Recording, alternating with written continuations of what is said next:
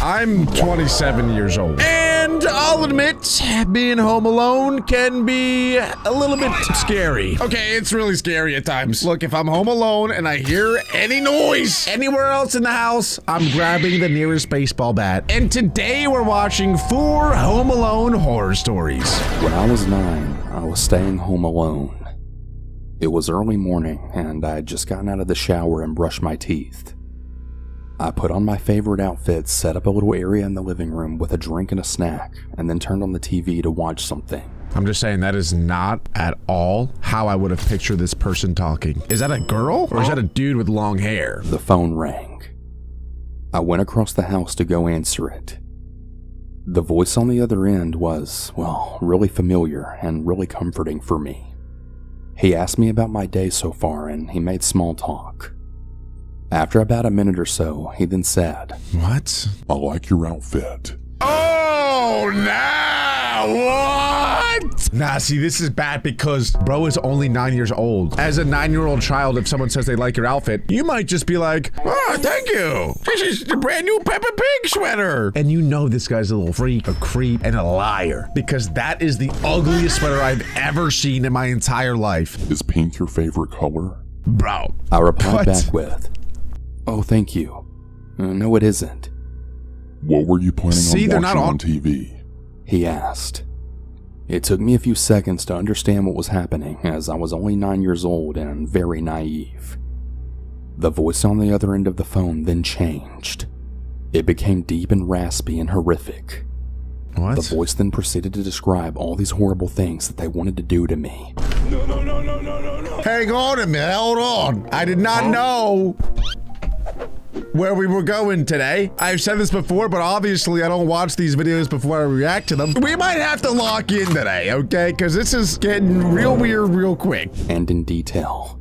Oh my I God. went numb. My skin felt as if it were on fire, and my heart was racing. I had never been more terrified in my entire life. I slammed down the phone, and then I called my mom at work. I tried to explain what happened, and I'm not sure I was making much sense.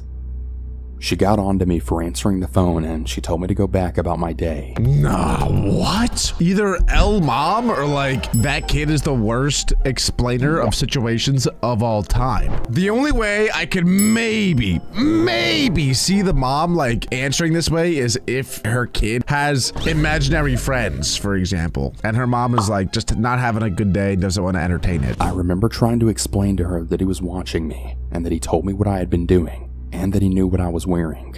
I also mentioned that I was going to call 911 because I needed help. That isn't necessary. I'm not coming home. Just don't answer the phone and go watch TV. Nah, this can't she be said, real. And then I hung up. I was really confused and I was scared. I could feel his eyes on me. I pulled the curtains closed and I raced around the house, torn between doing what I felt was right and doing what I had been told by my mother. Yeah, and at that age, like, you kind of listen to whatever your parents say, I feel like. This whole time, the phone was ringing. The second it would stop, it would just start up yet again. The sound of the phone ringing would pulse through my entire body like electricity. It was practically paralyzing me. It was like I was frozen but also on fire at the same time. Why is he hitting that? I waited for a pause in the ringing and called 911. "I'm home by myself and I'm 9 years old and someone's watching me and telling me they're gonna kill me," I told the operator. She tried to keep me calm and she said that she would send help for me. Oh, this guy's such a creep. I remember standing there listening to this kind voice just trying to help me, but I could feel every scary movie scenario just playing out behind me. Not that I would ever do this, obviously, but like, what is his game plan? Like, why is he calling and then not acting? Don't make it weird. Like, I want him to do anything. I'm just saying, like, what's the point of calling and saying, "I'm gonna do this, I'm gonna do that, I'm gonna do this, I'm gonna do that." And then you just stand out there like a little weirdo. Unless he's 200 IQing, and then once the kid calls the police, the man runs away, and now the police think it was a fake call, or they don't believe the kid. And so now the next time the weirdo comes around, if the kid calls the police again, they won't believe them, and then the police will never come. I still don't know if that's a boy or a girl, by the way. I'm still unsure. Was he creeping up behind me with a knife? Was he going to shoot me through a window? Was he going to throw a rock through the glass and open the door? I just didn't know. I couldn't breathe and I couldn't feel my body. What is that? In a moment of panic, I set off the alarm to the house and ran outside. I remember this sense of relief, but also this overwhelming feeling of having a separation in my reality. The house felt small and dark and really dangerous and cold. Outside felt open, as well as safe and warm. I could hear lawnmowers and the sounds of birds chirping. It was a beautiful break from that bone-chilling feeling of the phone. It was like I was watching a movie and I could see myself experience both of these environments at the same time. It's a smart 9-year-old, jeez. I never heard a 9-year-old be able to, like, express their emotions so well. That was very well said. He was concerned. He let me stand next to him and he protected me. I could hear the sirens now.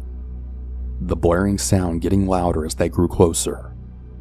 It felt like it took an eternity, but the police finally arrived. Yo, what if they arrest that man that the kid is standing next to now? An officer walked over to me and he asked me what happened. I did my best to explain it, but so many of the words on the phone that were used were just so embarrassing. I couldn't bring myself to use such adult words to a police officer. And his other words were just bone-chilling. I couldn't say those either. To this day, I can still hear my young voice repeating the words. He was watching me. He said he was going to kill me. Not long after, my mom's car pulled into the driveway. She, for some reason, decided to come home. Why does it seem like nobody in this entire world cares about anything? Even the cop didn't care. Bro had his buttons unbuttoned. What is going on here? Nobody cares about any of this. She didn't look for me or come to speak to me. She just calmly got out and then walked over to the police officer. I was standing in the doorway from the house to the garage, just facing the driveway. I could see my mom and the police officer. I was watching and trying to understand, trying to figure out what was happening. Then I saw it. She was laughing. Bro. My face was swollen from tears, my heart still racing, and my skin was on fire. No, that's El and my mom was all day. laughing. What the hell was going on? Very slowly, I crept a little closer, and I then overheard. I'm so sorry about this. I guess she just got scared being home alone and overreacted. I'm really sorry. What the hell's happening? What did I do wrong? Did I imagine this? Was this a dream? Should I not have called 911? Did I actually overreact? My memory of what happened after that is a little hazy.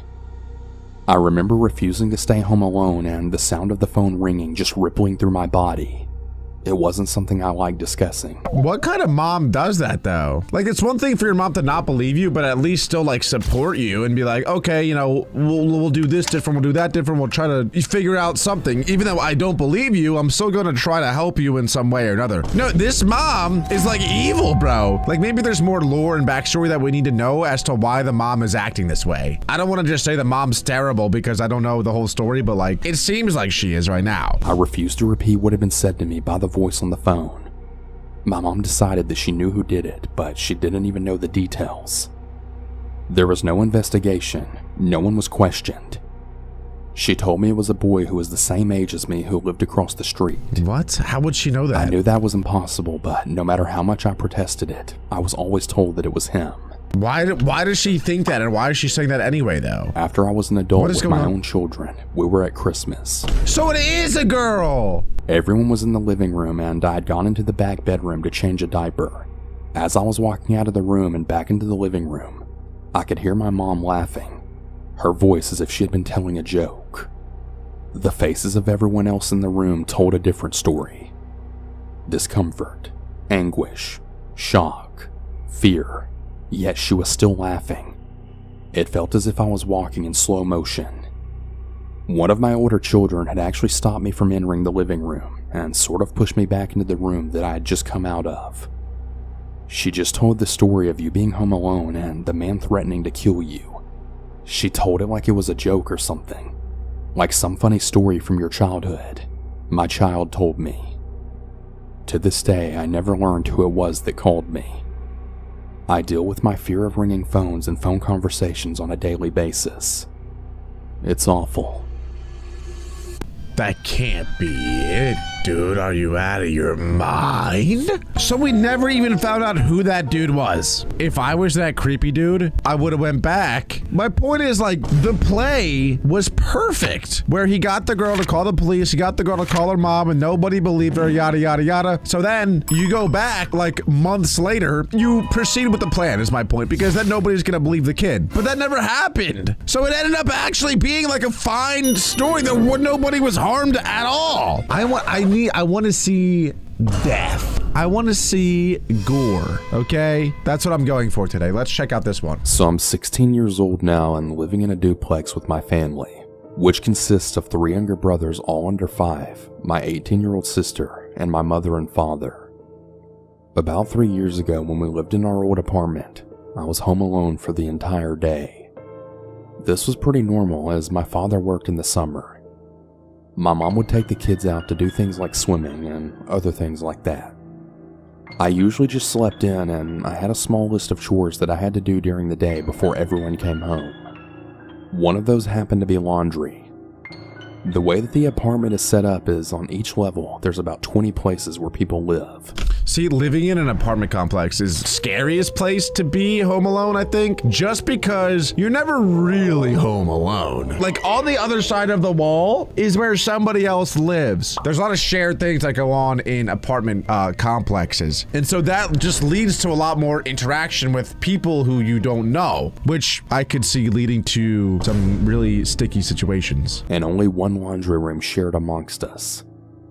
I lived a few doors down from it, and I had to pass the door to the stairs in order to get to it, which that door had a little window. I was going to throw the clothes from the washer into the dryer when I then heard a clicking noise. I wasn't really sure what it was, but for a second I decided to listen before it then stopped. I was always really freaked out from that apartment, and this definitely wasn't helping. I finished throwing the laundry into the dryer and then started it. Then I started walking down the hall when I then heard that same clicking noise yet again. I froze. It sounded like it was coming from the stairwell. So as scared as I was, I looked out the window. And to my surprise, I didn't see anyone.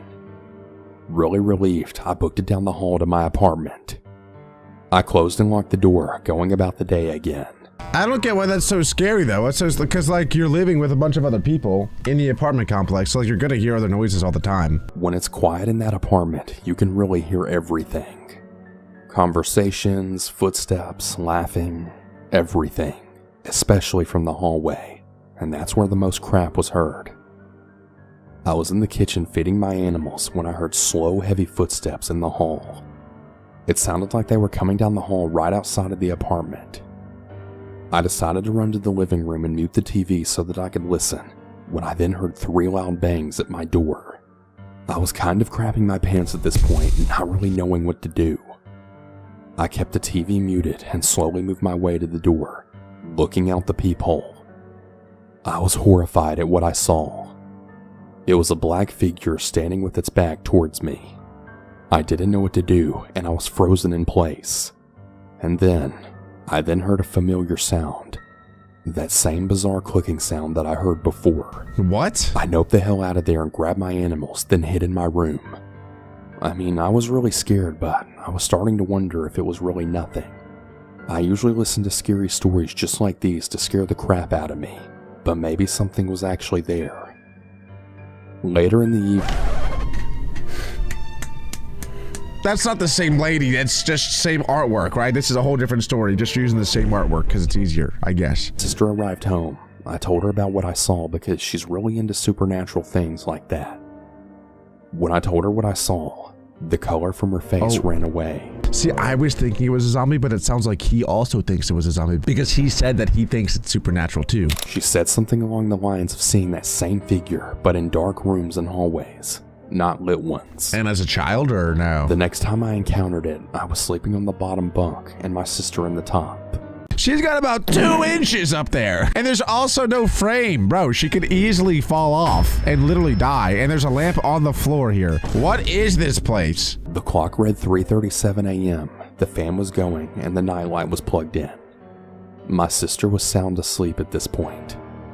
I heard the clicking again, but this time quieter and from under the bed. Nah. One of my cats on my bed didn't seem to notice it, so I figured maybe I was just imagining it. That was until I then noticed a long black, bony cold arm, then reach out and start making its way right up to my bed. I then yelped, enough to wake up my sister, but no one else. Pretty groggily, she just tells me to shut up and that she's trying to sleep. Okay. But you gotta see this, I say as I look down and notice the thing's gone now. I didn't catch an ounce of sleep that night. I have lots of other terrifying stories from that hellhole apartment, but I think most of them revolve around that thing. Ever since I moved, I haven't had anything weird happen since. I'm just really glad that thing never followed me to my new house. Dude, nah, is this just a full-on edge session? What are we doing here? Is it gonna be like this all day, where like we watch a story, we get to the point of like the ultimate climax, and then nothing happens? But this is story number 3, the unknown invader. One night I was watching The Conjuring at home with my little sister when we heard someone putting a key in our front door, as well as opening it. We were sitting in the living room next to a sliding door that was also very close to the front door, so we both heard it very clearly. Now, this didn't really alarm us since we knew that our dad had recently gone out to get some things, so we kinda just assumed that maybe he had returned. "Dad, you're back already?" I casually asked. There was no response. Dad, are you there?" I asked yet again, thinking he hadn't heard me the first time. Once again, just silence. Right at this point, I'm starting to get the feeling that something isn't quite right, and I could tell by the look on my sister's face that she was just as nervous as I was. We started to look at each other for a brief moment, wondering what we should do, before we started hearing a few more scattering sounds from right outside the sliding door. By this stage, I was frozen in fear. I tried one more time in a louder but shakier voice. "Dad, is that you?" But the silence continued. Now at this point I'm freaking out and I literally jump right off the couch. My sister also abruptly gets up and starts rapidly walking to the other end of the room, which leads to the kitchen area. She later revealed to me that she was planning on grabbing a knife. She had this horrified look on her face that I hadn't ever seen before. We just looked at each other in nervous silence. I didn't really know what to do and I didn't want to make any further sounds. I finally decided to walk up to the sliding door and began opening it as slowly as possible, now peering into the darkness. When the door was finally open wide enough, I poked my head out and scanned the corridor, now preparing for the worst. To my surprise, there was no one there, but what was more strange was that the front door was still completely shut. My sister and I were obviously both extremely relieved, as we were almost certain that there was an intruder in our house. No, that's almost even creepier because now they're probably hiding in your house. If I saw the door was closed, I still wouldn't be like confident that nobody's in my house. After this, I immediately went to go and ask my mom if it was her or whether she had noticed anything. She told me that she thought my dad had come home as well, and she also heard someone opening the front door. Around a half an hour later, which felt like an eternity at the time, as we were still quite shaken from the incident, my dad finally arrived home and he confirmed to us that he hadn't returned home earlier. To this day, my sister and I still have no idea what happened that night, and I guess we never will. If we watch this whole video and not a single person gets got, my butt cheeks might be on display. Back in May of 2013, I'd moved out of my parents' house and into an apartment community. As I was moving in the very first day, I had heard some loud thumping from the apartment above me. I had hoped it was just a fluke and that the people above me just happened to be doing something loud at the time. But over the next few months, it just got worse. They would very frequently make really loud thumping noises and slam things down, sometimes even causing the room to vibrate a little. I really have no idea what they could have possibly been doing that would be so noisy. Yeah, okay. I would often hear them screaming and arguing with each other at all times during the day and night. It also wasn't uncommon for them to have a shouting match at 1 a.m. See, that's what I was talking about earlier about apartment complexes. Like, you could literally be living next to psychopaths, and there's nothing you can really do about it other than move out. I reported them to the apartment manager, but she didn't seem to take my complaint very seriously, and then brushed me off, saying she'd look into it. I was already locked into my lease for at least a year, so she didn't have much incentive to do anything as long as nothing serious happened. She only cared about collecting rent, rather than providing a good community for the residents. I was completely ready to take matters into my own hands and then confront them about their late night fights. But then the situation took a really dark turn. Things went from annoying to creepy when one night the couple had started threatening each other. I heard the guy shout out, "You walk out that door and you'll never come back." Bro. And then the girl shouted back, "Get out of my way." That's when I then heard a loud thud and what sounded like glass breaking. Then I heard hurried footsteps walk out the building and the door to the outside open and slam shut.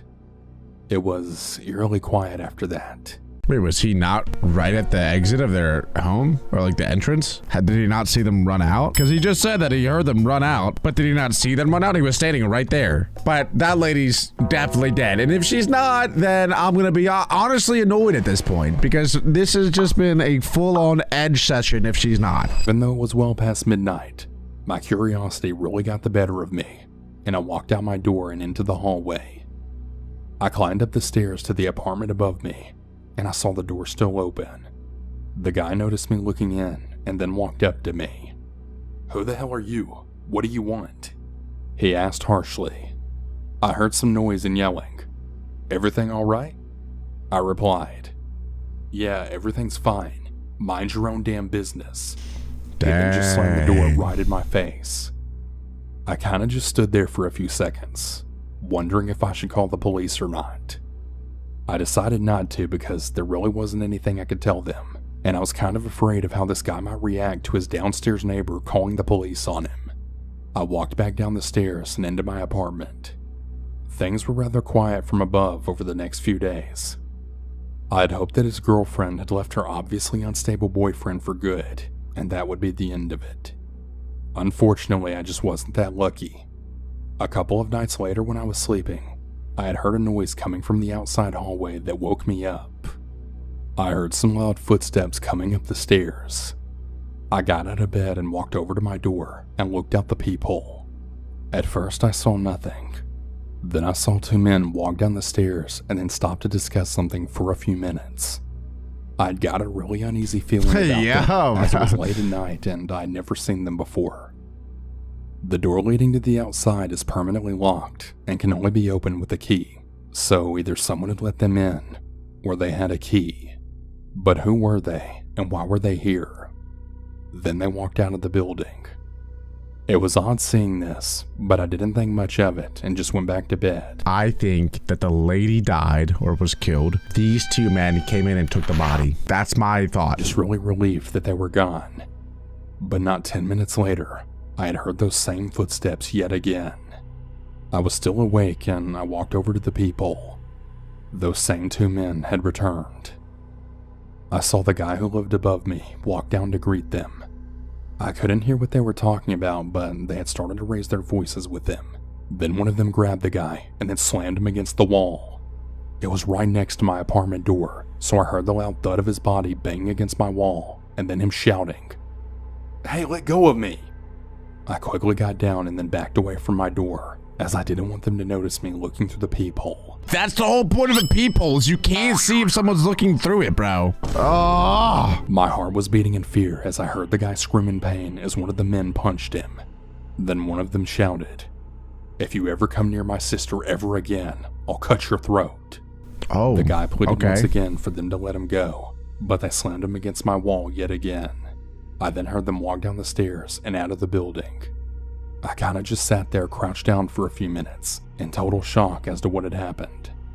I literally just witnessed my upstairs neighbor get assaulted and then have his life threatened by two thugs right outside my door. Yeah, but like, you kind of know that he deserves it a little bit though, right? Like, he had it coming. Maybe like the wife or the girlfriend is like a complete psycho, but at the same time, the guy should just leave then if the girl is that crazy. So I don't know, but like, bro, it seems like he kind of deserves what he's getting right now. When I finally got back up, I looked out my peephole and they were gone. Was there. Of course. I tried to go back to sleep, but I was too on edge. I just laid there in bed, afraid those guys might come back. Why is he afraid though? Like, he's not involved at all. He shouldn't be afraid. I just laid there in bed, afraid those guys might come back, and wondering once again if I should call the police. I decided not to call them since I really didn't want to get involved in a dispute between my upstairs neighbor and 2 dangerous men that had assaulted him. That actually is a really good point. A lot of times people will say like, oh, do the right thing, call the police and like get involved or stop. Like it's easy to say like, oh, someone's getting beat up, you should go help. It's another thing to actually go do it because you are putting yourself in a very vulnerable position. Like, is it worth me risking my life in order to bring justice to somebody else that I may not even know? You know what I'm saying? I don't even know if I would call the police, to be honest with you. I'd probably report it to the landlords, but at least I would have peace of mind like I tried. That's what I would do. Thankfully, he moved out shortly after that incident, and there wasn't any more trouble with those guys. I moved the hell out of there as soon as my lease expired, as I didn't feel safe living there after that night. And again, the apartment manager clearly didn't care about the community she was in charge of. I've since bought my own condo, and I'm forever grateful that I'll never have to deal with upstairs neighbors ever again. Hearing someone get attacked right outside your apartment door and then have his life threatened right in front of you, well, that's something you just never forget. This happened back in 2017 when I was living in St. Petersburg, Florida. I've always been a homebody, so when my coworker Jenna, who is about 10 years younger than me, started relentlessly begging me to go out, I kept declining. She and another girl from work, Mira, were persistent though, and after weeks of asking, I finally gave in. I told Jenna I would join them for a night out the following weekend. As the weekend approached, Jenna came to my apartment. She wanted to leave her car there and have me drive, which immediately stressed me out. I had lived in St. Pete for 4 years, but since I rarely left my neighborhood, I knew nothing about local nightlife. The farthest I usually drove was 4 miles to the nearest Walmart. If I went any further, I'd be lost without my GPS. That evening, we got into my car and headed toward Mira's apartment. When we arrived, Mira wasn't quite ready, so we went inside and waited. Once she was ready, all 3 of us piled back into my car. Since I was driving, Jenna had to navigate. We eventually ended up at a busy club. We went inside, found a spot, and ordered some drinks. We hadn't been there long when Jenna said, "Hey, I'll be right back. I see someone I know." She then asked Mira to go with her. I remember feeling a sharp stab of annoyance. Bro, that actually is really annoying. First of all, as you may or may not know, I'm not a big go-arounder kind of guy. Some people say it's because I have 0 friends. Yeah, that's pretty true. But also, just generally, I would rather go to somebody's house or have people over my house than go out, like, partying. It's just never been my thing, even in, like, high school and college. Hey, this is gonna sound weird, dude. Hang on a minute. I always felt like in those sort of scenarios, there always felt like there was a lot of tension in the air. So I always try to avoid those situations. But this is like insanely annoying because this has happened to me before where friends will beg me to go out. Please, Alec, please. Oh, I want you to come out so bad. It's been so long since you've come out. What the hell is even that? And I'd be like, yeah, dude, all right, fine. Let's freaking get lit. I go out and then they they don't even hang out with me. They go do their own thing. And I'm like, bro, what am I even here for? And then I would tend to leave early and then go play Fortnite. Anyway, that was a little bit of a rant, but my point is, I understand where she's coming from. That is annoying. L friends. To come out only to leave me alone moments later. But I waited. A few minutes later, Jenna and Mira returned, smiling. My friend bought us around, Jenna announced, handing me a glass. Yo, hold on. I trusted her. She was my coworker. Oh no, don't drink that. I took the drink, as they did theirs. I believe Jenna's friend bought us 2 rounds each. It wasn't long after the 3rd drink that something felt terribly wrong. Boy. The room didn't spin, but a wave of thick, unsettling dread washed over me. I turned to Jenna and insisted we have to go now. The next few hours are a blur. I don't remember leaving the club, but apparently we did. The first thing I recall clearly is sitting outside Mira's apartment complex, still in the driver's seat of my car. I heard Jenna and Mira talking, and whatever they said, some combination of words I can't recall to this day, instantly triggered my fight or flight response. I didn't need to understand the words. My gut knew I was in danger. I slammed the car into drive and sped away. Whatever had been slipped into my drink was powerful. I wasn't a lightweight, and I'd only consumed 3 club drinks, which are often watered down. I was driving all over St. Pete, unable to focus, simply trying to figure out how to get home, but my mind was completely scrambled. At one point, I stopped at a red light. Suddenly, 2 figures appeared at my window, and then someone was pulling my car door open. I was in total shock. My car doors automatically locked the second I put the vehicle in gear. I still have no idea how they managed to open it. 2 strange men were actively pulling the door open, and the sight snapped me out of the mental fog just enough for me to hit the gas and flee the intersection. Wait, what happened to her friends though? Did she just ditch her friends? I don't even necessarily blame her if that's what she did. Also, I didn't realize what we were getting into in this video. This feels like we're one turn away from things getting real bad. So things might get a little strange today. Sheer terror, the memory vanishes again. The next thing I remember, I was sitting in my car parked near a row of quiet homes. This is kind of a side note though, but what if she gets pulled over by the cops? You know, like, are they gonna arrest her? And then would she be able to get out of that? Because like, her drink was spiked. It's not her fault that she's like in this mental state. So like, should she get in trouble for trying to drive away from the situation? I don't know. That's a weird situation. Blankly at my phone, trying desperately to figure out how to operate it. But the drug had made me so paranoid and confused that the simplest action felt impossible. I looked around, saw no one, and convinced myself I was safe for the moment. I reclined the seat and fell into a deep, drug-induced sleep. I woke up around 5 a.m. with the drug wearing off. All right. I was finally able to use my phone. I put on the GPS and drove straight home, collapsing into bed immediately. I woke up again around 11 a.m. to 20 missed calls, mostly from Jenna, but a few from a concerned friend. When I called Jenna back, she was frantic, demanding to know where I went. "What do you mean?" I retorted. "Your friend spiked my drink and I wasn't sticking around to find out what was going to happen next," I told her. Jenna then let slip a chilling line. "Well, the spiked drinks weren't meant for you." What? So her friend was in on it?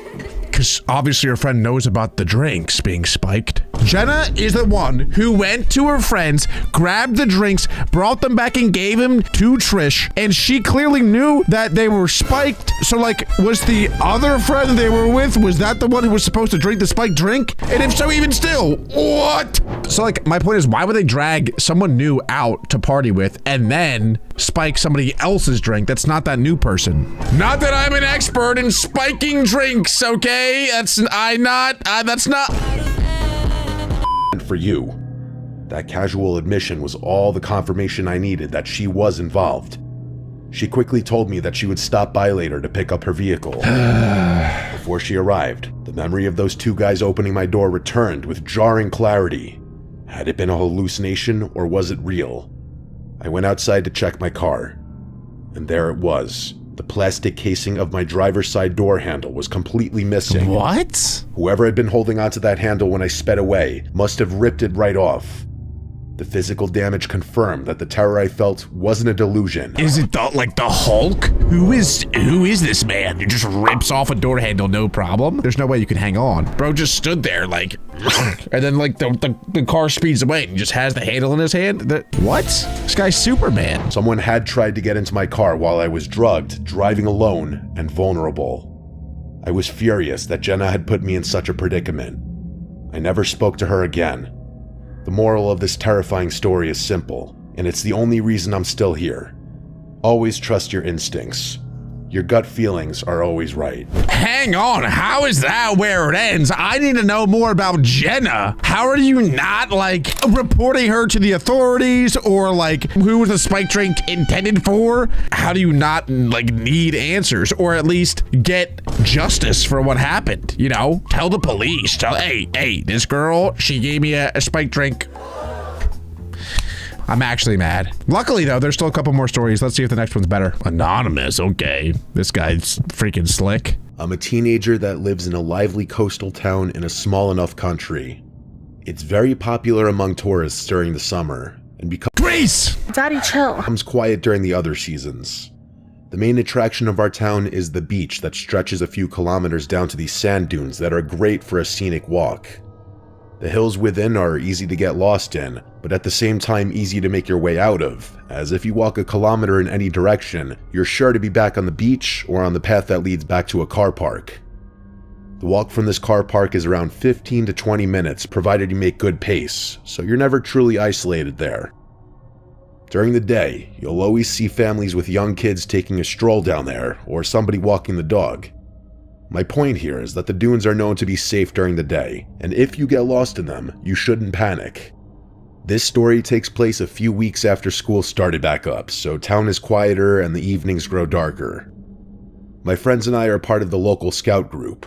Our group is split into 4 groups, being Beavers for ages 5 to 8, Cubs for 9 to 12, Scouts for 12 to 15, and lastly, Ventures for ages 16 to 18. We meet every Thursday from 7 to 9 p.m., whether it be inside or outside, it depends on the time of year. On this night, it was the Scouts' first night back after the summer break, so as per the tradition, we meet at the car park by the walk to the sand dunes, and the Scouts would walk down to the sand dunes. I gotta say, it is really easy to get lost on big beaches. When I was like probably 11, my mom had a beach house and she was selling it. And I told her before she sold it that I wouldn't take one last walk on the beach before, you know, we're gone forever. I walk all the way down to the beach. I'm going all the way this way, then I go all the way down that way, and I have no idea how to get back home. Everywhere looks exactly the same when you're walking up and down the beach. My mom called the police. My brothers were all out looking for me. I ended up just knocking on some random person's house, and I was like, hey, I'm lost. Please help me. Thank the Lord. They were actually very nice people. So then the police came, and I was like, oh, hi, police. And they were like, what's up, little guy? You lost? And I was like, yeah, I want my mommy. It actually was pretty cool. Can't lie. Have the older Scouts hike up the biggest of the dunes, and then have the newer Scouts, the 12-year-olds, follow them so the older Scouts help the newer Scouts to reach the top. And when they do, they're officially considered Scouts. So the Scouts set off, while me and the other 8 Ventures stayed behind to practice our first aid for about 45 minutes. So this guy's 12 to 14. We did pretty well in that, and we decided we still had time to go to the dunes.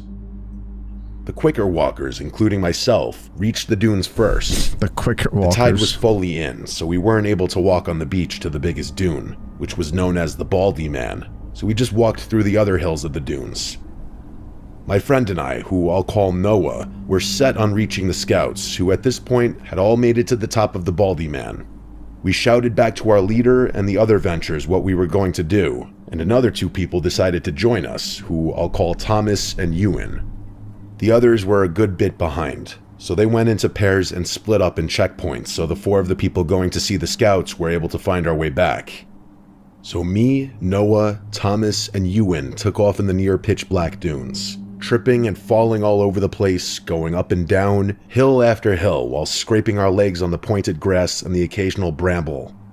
The moon illuminated the silhouette of the Scouts, and we were further away than we thought. We stopped to rest on a ridge where we looked back and saw another 2 Ventures looking towards us. We gave them a wave, and they returned it. I was closing my bottle of water, getting ready to run again, when Thomas shushed us all. He looked mildly concerned at first, but he seemed to shrug it off. We questioned him as to why he shushed us, to which he replied, "Did you hear that?" Nah, see, that's where I'm out. I'm out of there. You in pitch black, like we're hearing noises out there? Yeah, nah, I think I'm just gonna go home. I'm cool being an adventurer. I don't need to be a scout. But I will say, being like lost and in sticky situations with your friends does make it a lot easier because, you know, you're with the boys. So Thomas said he thought he heard something rustling in the bushes, but we put it down to the wind, although it was a very still night. After another 10 minutes, we were on the last hill before we reached the Scouts, and we were exhausted, but we pushed through and made it up to them. We said hello to our friends and Scouts, welcomed the new Scouts, and decided we had to head back, as it was now basically pitch black out. And again, we had no torch.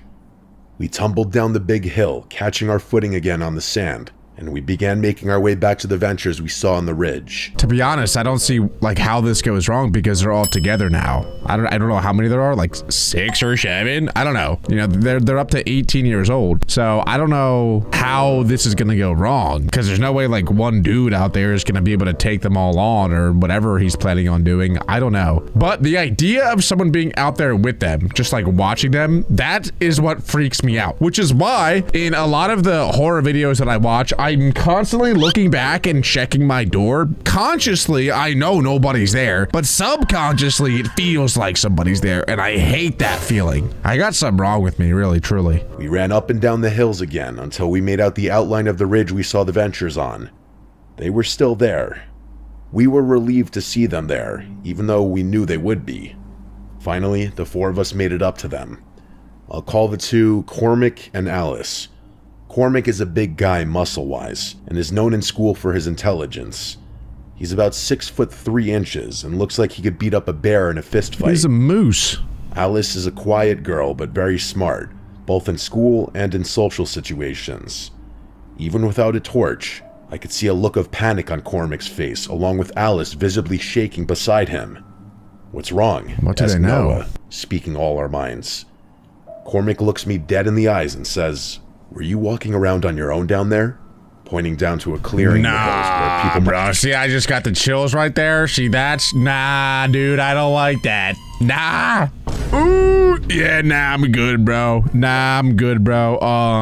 I really like, there's something, I'm telling you, there's something wrong with me. The idea of that really freaks me out, man. As weird and strange as that situation is, I feel like everyone just stick together and we're gonna move together. What's the worst that could happen? I come to have a drink or a smoke. "No, I've been with the others the whole time. Why?" I replied, feeling my heart rate increase. I think all of us had the same realization at the same time. We could nearly feel each other's blood run cold. Oh my god. Alice and I saw a man with his hood up, dressed in all black, circling this clearing, obviously avoiding us. "We thought it was you at first, but it was too out of character for you," Cormac said, looking at me. I was about to speak, but Cormac kept going.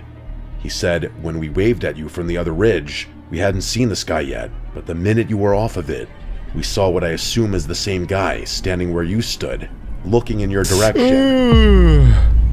It hit me then, and I had a constant shiver running through me. I got the chills again. Thomas must have heard him moving around when we were up there. We were being followed. There's safety in numbers, so the 6 of us made our way down to the clearing where the man was spotted. Okay, we're good, bro. Everyone stay together. "He didn't even have a torch," said Alice in a shaky voice. Cormac and Alice rushed toward the scouts to warn their leaders about the situation, while the other 4 of us stayed back and kept watch in the clearing. Oh my god. Cormac and Alice... They're literally splitting up. They're literally splitting. There's no way we're splitting up. They just said there's safety in numbers. So what do? They split up. I thought like scouts are supposed to be smart. Alex came back quickly after warning the scouts. Oh, they're back already. Okay, maybe I take back what I said because they're there and now they're back already. That was quick. We were terrified that this man, dressed in all black without a torch, circling the place, and most scary of all, alone in the pitch black dunes, was going to jump out and attack. Luckily, that never happened. We hurried back to the car park, finding the last 3 ventures along with our leader on the way back, notifying them of the situation. We were nearly out of the dunes when one of the younger scouts let out a scream which prompted all the others to run. Noah and I, leading the walk back, were the ones who rushed to the kid first. The poor child was in tears, and when we asked him what happened, he pointed to my left. Oh! There he was, the same man, standing on a ridge, just looking at us. Noah told everyone to run, as he said he saw a knife in the man's hand. The ventures all carried the slower children back to the car park, which was safe as far as we assumed. I never saw the man's face, nor do I plan on finding out who it was. The scouts and ventures were collected by their parents, who I assume all have their versions of the story, but only a handful know the full one. Bro, what is wrong with that dude? What a crazy psychopath. I'm gonna wait for the Boy Scouts in the dead of night in these sand dunes. Like, how do you get to that point in life where that is what you decide to do with your time? Is stab Boy Scouts? It's not funny. It is kind of funny though. But how do you get to that point in life where that is your decision that you're doing? Down the road, there must have been a Boy Scout that did something bad to that man. What they did, I have no idea. Oh, that one freaked me out way more than the first one. Did not like that. What else we got? Last but not least, story 3 by Megan. Is it Megan the Stallion, perhaps? This happened when I was 22 years old. I was working as a bartender at a small dive bar a few blocks from my apartment. By no means a fancy place, just a bunch of locals who would come and get their late night drinks or to watch whatever games were on. I started recognizing regulars pretty quickly, a lot of them older guys. After my shifts, I usually walked home because it was so close, and sometimes I'd have a couple shots with customers near closing time, so driving wasn't smart. The walk only took about 7 minutes, and I had done it so many times that I never really felt scared before. There was one regular who always made me uncomfortable though. His name was Jared. I knew this because of his credit card. He looked to be around his late... His name was Jared, and his credit card number was 4666345639492. And I used it to buy this Gucci bag. Sorry, that wasn't even funny. I don't know why I said that. Jared. I knew this because of his credit card. He looked to be around his late 30s, maybe 38. He had thinning hair and always wore the same brown jacket no matter the weather. He never came in with friends. He would sit at the bar alone and try to talk to me the entire time, showing... Yeah, that's sus. That's sus. See me as a grown 6'3", 250-pound, made of pure titanium steel man. Stop the cap.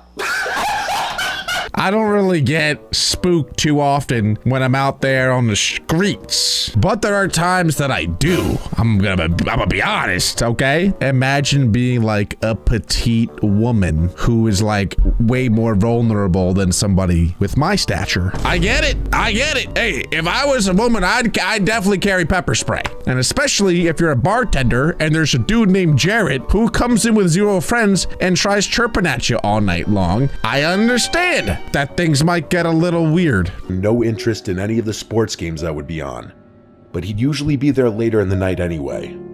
He asked personal questions sometimes, and I always kept my answers short and tried to stay polite because that's part of the job, but I avoided encouraging him. One Friday night, he came in like usual around 10. He nursed one beer for almost an hour and just watched me while I worked. Not like he was intensively staring at me the entire time, but I'd catch him shooting constant glances at me and he would look away when I'd notice. Almost every time I walked past, he tried to start a conversation. Near the end of his drink, he asked if I wanted to hang out sometime outside of work. I told him I wasn't interested and that I like to keep my work and personal life separate. His face changed right away. Oh boy. He forced a smile, threw some cash on the bar, and said, "Yeah, whatever." Then he left without tipping, which he had never done before. GG. This guy feels like he would be the kind of guy to like stalk an Instagram model and like try to message them and like donate a bunch of money to them and literally go bankrupt trying to connect with that lady. Because I've heard a lot of stories of that happening. I've never done that. I've never subscribed to anything. I'm just saying that Jared feels like the kind of guy who would do that. I remember feeling relieved he was gone, but also a little uneasy about how fast his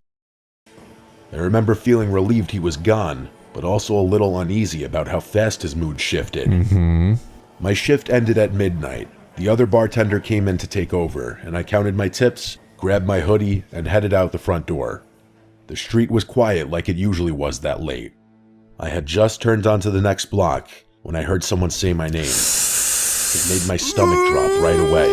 I hate this. I turned and saw Jared, standing near a lamppost. I didn't even hear him walk up. Bro, like, what do you do in this situation? Like, actually. Oh my God, this is horrible. The fact that he waited for her shift to be over and like waited near her car is so creepy, bro. What do you even do? Turn and go back and like run back to the bar. and ask like a guy or security there to escort you to your car or something. But at the same time, if you do that, then Jared's really gonna hate you, and then he might try to, you know what I'm saying? And you don't want that. So it's like, okay, well, maybe I should entertain this guy a little bit to make sure that he doesn't hate me, so that he doesn't me. But then if I do that and I entertain him, then he might think that we're actually friends, and then he's gonna want to talk to me even more. And it's like, ugh, what an awful situation this poor girl is, and I feel so bad for her. Jared, standing near a lamppost. I didn't even hear him walk up. He gave a small wave and started walking toward me. I stopped, but kept some distance. He apologized for storming out earlier. Okay, good start. start. That he tends to just get nervous. I told him it was fine, but that I really needed to get home. He nodded and said, I just wanted to ask one more time if I could get your Instagram or Snapchat or something. I promise I won't bother you. I told him I don't use social media. Good answer. He stared at me for a second, then smiled in a way that made me uncomfortable. He said, that's weird, because I've seen you on Instagram at the bar before. My heart started pounding, because now he was directly confronting me. I had no idea how he knew that. I just said, please leave me alone, because at this point, he escalated things beyond comfort. He kept smiling and said, okay, have a good night. At least he was nice. All right. Hang on, like, hey, this guy's weird. This guy's a creep for sure. So far, though, he hasn't been insanely rude, in my opinion. Maybe he's just a little bit off. Let's hear him out. Walking again, trying to stay calm. After a few seconds, I thought I heard footsteps behind me. At first, I told myself I was being paranoid, but when I glanced back, I saw him walking the same direction, about half a block behind me. I sped up a little. He sped up too. I slowed down, and he slowed down. It felt like a sick game. I take back what I said about him. NPC Guy's in a a freak. video game programmed to match my speed. I kept walking toward my apartment building, hoping maybe he would turn off somewhere, but he didn't. When I reached my building... See, this is where she made a mistake. She should have just walked in a giant circle back to the bar, because now Jared knows where she lives. Big mistake. Worst case scenario. Maybe he would turn off somewhere, but he didn't. When I reached my building, I crossed the street instead of going straight to the door. Oh. I stopped and turned around. Good idea. He stopped too. He just stood there under a tree, Ew. mostly in shadow. I couldn't see his face clearly. What does she think that she's a T-Rex and can't see him if he doesn't move? Well, she turned and stares at him and he just freezes. If I don't move, then maybe she can't see me. This guy's an idiot. But I could still somehow tell he was smiling a little. Ew. I yelled, "Why are you following me? I don't want to have to call out for help." He didn't answer.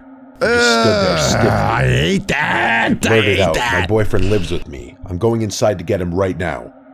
That was a lie. I lived alone.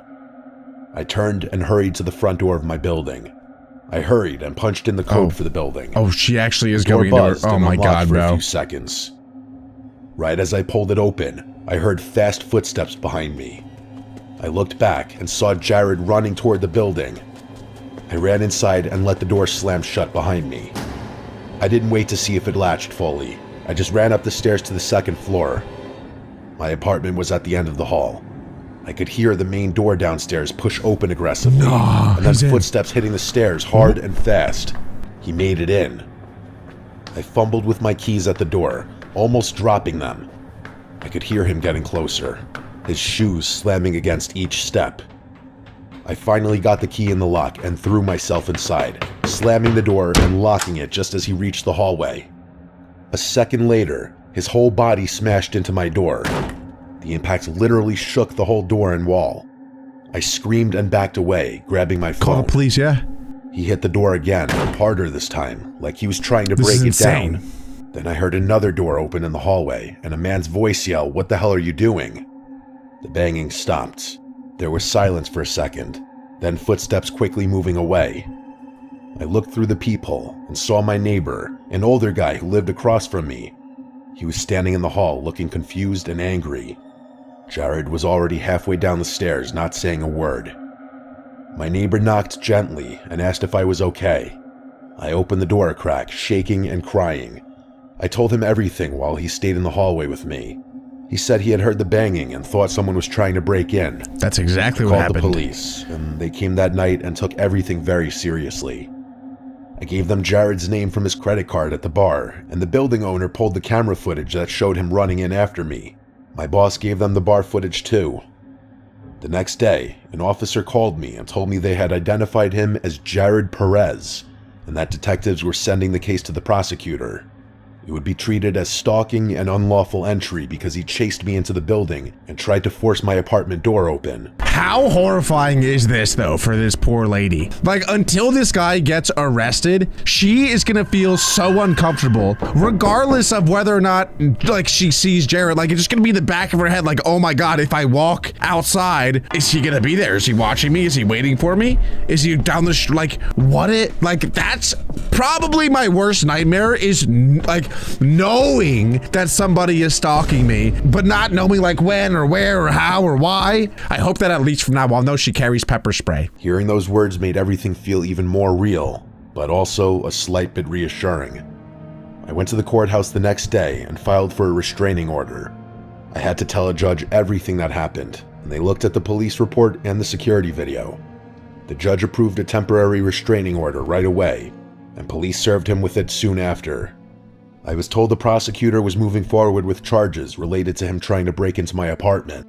See, is he gonna I still get put worked in at the jail, bar though? for a while after that, but I stopped walking home alone at night. There you go. At least she's learning from it. There is some silver lining in this experience, and she learned from it and is now walking home with somebody else so that she doesn't get hurt. So at the end of the day, it's actually a happy ending in a way. But what's not happy right now is me. This stuff really creeps me out. But if for whatever reason you guys enjoyed today's video, make sure to leave a like, hit that subscribe button, and click right here for more.